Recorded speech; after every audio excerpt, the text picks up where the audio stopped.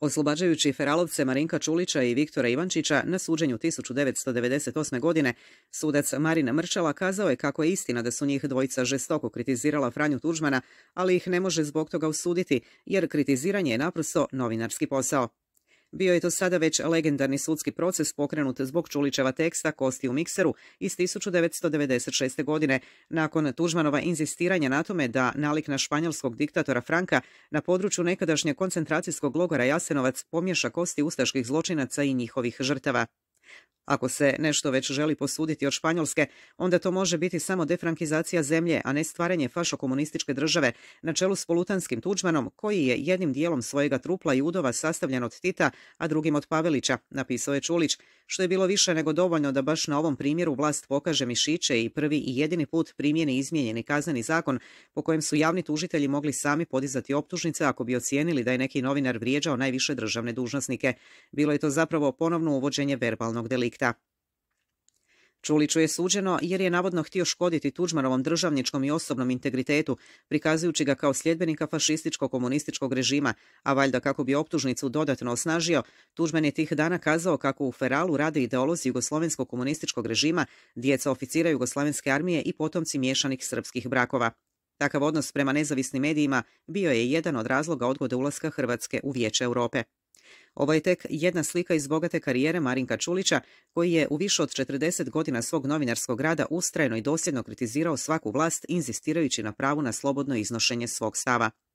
Marinko Čulić rođen je u Šibeniku 1951. godine. Novinarstvom se počeo baviti nakon diplome na Zagrebačkom fakultetu političkih znanosti 1977. godine. Pohađao je Vjesnikov centar za izobrazbu novinarskih kadrova Otokar Keršovani, da bi 1980. počeo pisati u Večernjem listu, gdje se najprije bavio gradskim temama, a potom prati rad Socijalističkog saveza i vjerskih institucija. Iz tog vremena dolazi i prvo priznanje. 1983. godine dobio je Vjesnikovu prvu nagradu Vladimir Krisl. Čulić je bio i prvi svjetovni novinar koji je dobio intervju od tadašnjeg zagrebačkog nadbiskupa Franje Kuharića. Kao već uglednog novinara, glavni urednik Mirko Galić poziva ga u tjednik Danas, gdje se Čulić profilirao kao vješt reporter i koncizan komentator političke scene u osvit raspada Jugoslavije. U svojim tekstovima analizira stanje u jugoslavenskim republikama, ističući situaciju na Kosovu, gdje između ostalog izvještava sa suđenja Azemu Vlasiju. Piše i o događanju naroda na području Knina i uzrocima koji su doveli do te pobune, dosljedno zagovarajući pregovore kao jedini mogući put prema miru. Posebno su zanimljivi tekstovi o Bosni i Hercegovini, u kojima upozorava da se nespretnim izjavama o podjeli Bosne kao najboljem rješenju jugoslavenske krize hrvatsko vrhovništvo dalo uvući u pravila koja su odredili drugi, dok mu u intervjuu u svibnju 1990. godine izborni pobjednik Franjo Tuđman otvoreno govori da se hrvatski narod ne može svesti na ovakve neprirodne granice, najavljujući što će se događati idućih godina. Nakon političke eutanazije Danasa, Čulić počinje objavljivati u Nedjeljnoj Dalmaciji, koja je također pokleknula pod pritiscima tadašnje vlasti, pa 1993. godine odlazi u Feral Tribune.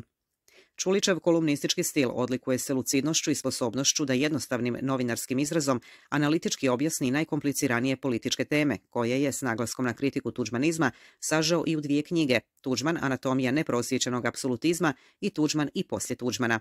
2003. godine za kolumne u Feralu nagrađen je nagradom Marija Jurić Zagorka.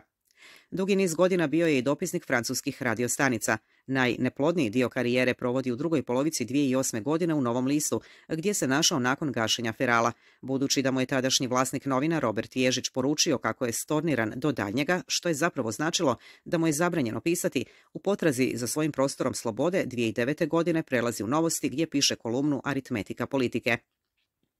Među njegovim stalnim temama su hrvatsko-srpski odnosi, hrvatska politika prema Bosni i Hercegovini, odustajanje SDP-a od socijaldemokracije, demontaža socijalne države, porast nejednakosti u zemlji i svijetu te manjak političke vizije kod naših političara, čime se stvara paklenska formula besperspektivnosti.